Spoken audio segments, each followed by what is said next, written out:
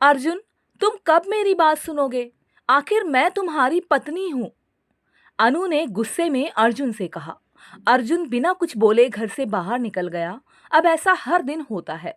अनु अपनी सास कमला जी की बहुत इज्जत करती थी, लेकिन कमला जी हमेशा उसे नीचा दिखाने की कोशिश में लगी रहती थी। आज भी अनु ने सुबह जल्दी उठकर नाश्ता बनाया। अर्जुन को सूजी का हलवा बहुत पसंद था, इसीलिए उसने नाश्ते के साथ हलवा भी बनाकर सभी को परोस दिया। उसके ससुर हरीश जी ने कमला जी को टोकते हुए कहा, ये क्या फिजूल खर्ची है सुबह सुबह, देसी घी का हलवा। कमला जी ने अनु को डांटते हुए पूछा, क्यों बहू, ये देसी घी क्या तेरे मायके से आया है? अनु बोली, माँ जी वो इन्हें हलवा बहुत पसंद है, इसीलिए थोड़ा सा बनाया है।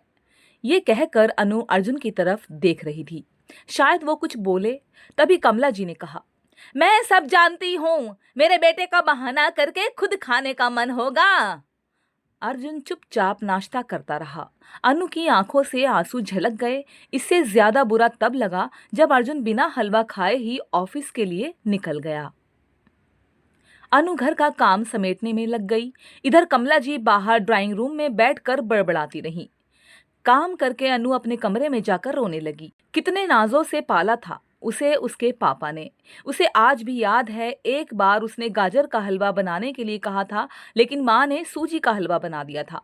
पापा को जब ये पता लगा तो वह तुरंत बाजार गए। वहां से ढेर सारा गाजर का हलवा लाए थे और उस दिन बिना कहे 2-3 दिन में गाजर का हलवा बनने लगा। आज उसे सूजी के हलवे के लिए कितनी बातें सुनाई जा रही हैं। उसे गुस्सा अपने सास ससुर पर नहीं, अर्जुन पर था, जो कि कुछ नहीं बोल पाया। शाम को जब उसने अर्जुन से शिकायत की तो वो बस इतना ही बोला, इस घर में केवल माँ की पसंद का खाना बनता है, आगे से मेरी पसंद का कुछ मत बनाना। अनु ने अर्जुन से बात करनी बंद कर दी। आखिर क्या कसूर था अनु का? यही कि वह अर्जुन से बहुत प्यार करती है। इसी तरह कुछ दिन बीत गए। एक दिन अनु ने कमला जी से कहा, माँ जी, मैं अपने घर जाना चाहती हूँ कुछ दिन के लिए। अगर आप कहें तो आज ही चली जाऊं। कई दिन पहले माँ का फोन आया था, कह रही थी पापा की तबीयत ठीक नहीं है। कमला जी बोली, वहां जब भी जाती है 1 सप्ताह से पहले वापस नहीं आती। घर का काम कौन करेगा? अरे तेरे ससुर और मेरा बेटा शाम को थक हार कर घर आएंगे, यहाँ उन्हें खाना भी नसीब नहीं होगा। मुझे तो चक्कर आ रहे हैं, मैं खाना नहीं बना सकती। जाना है तो 1 दिन के लिए चली जा। अनु मन मार कर 1 दिन के लिए पीहर पहुंच जाती है। वहां पहुंचकर उसे और भी आश्चर्य होता है। अनु अपनी भाभी से पूछती है, भाभी, मम्मी पापा कहाँ गए? अनु ने घबरा कर पूछा। उसकी भाभी बोली, उन दोनों का घर में मन कहाँ लगता है, तीर्थ यात्रा पर गए हैं, न जाने कब आएंगे। वैसे तुम कितने दिनों के लिए आई हो? क्योंकि मुझे भी अपने पीहर जाना है। रेणु भाभी का ये व्यवहार देखकर अनु चौंक गई। क्या ये वही भाभी हैं जो उनसे बहुत स्नेह जताती थी?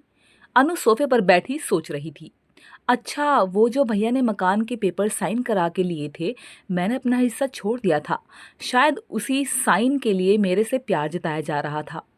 अनु तुरंत ही उठकर खड़ी हो गई और रेणु से कहा, भाभी, मुझे कुछ काम याद आ गया, मैं फिर आऊंगी।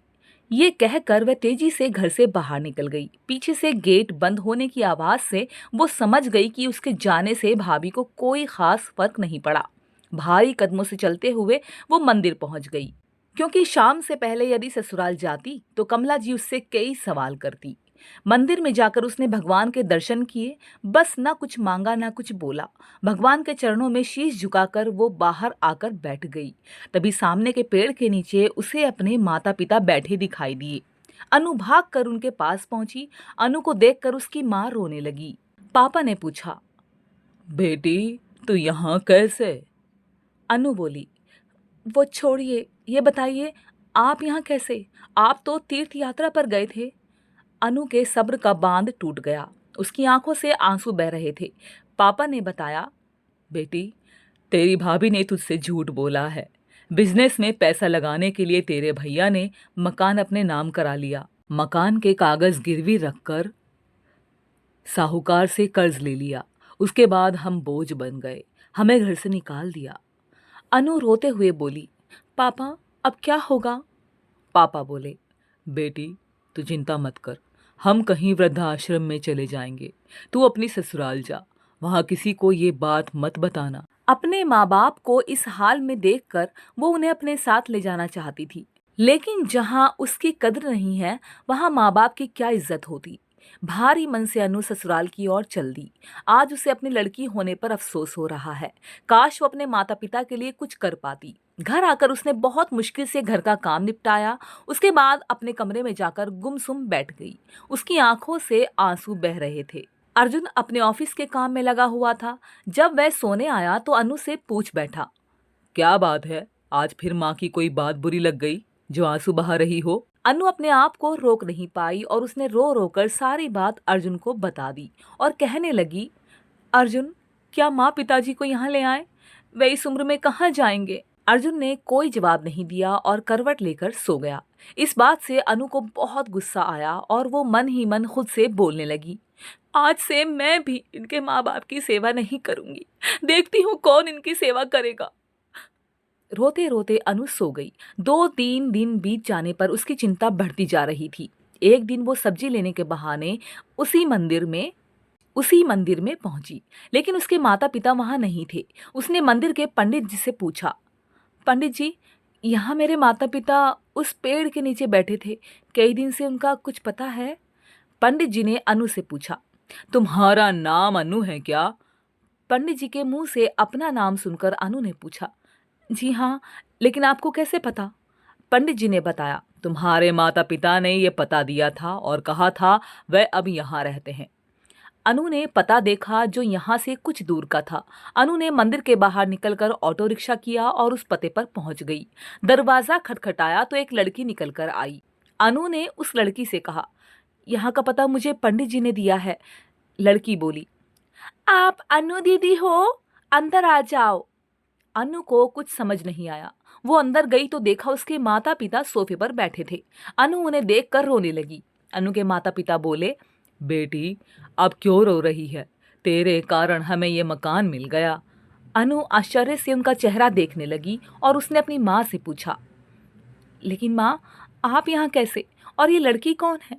तब उसकी माँ ने कहा, बेटी तुझे याद है तेरी शादी के बाद तेरी सास ने 50 लाख की डिमांड की थी। दामाद जी को बिजनेस खोलना था, इसीलिए तेरे पिता ने उनकी डिमांड पूरी कर दी थी जिससे कि तू सुखी रहे।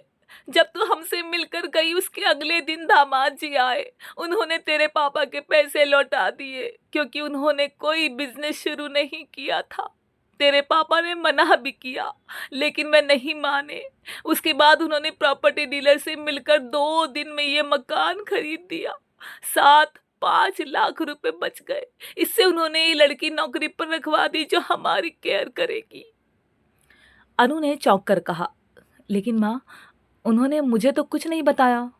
अनु की आंखों से आंसू बह रहे थे। वह रोते हुए वहां से अपने घर आ गई। आकर वह सोच रही थी, अर्जुन ने कभी उसके लिए आवाज नहीं उठाई, लेकिन मेरे माता पिता के लिए इतना कर दिया जो कि कोई सगा बेटा भी नहीं कर सकता। रात को उसने अर्जुन से पूछा, आपने ऐसा क्यों किया? अगर माँ जी को पता लग गया तो क्या होगा?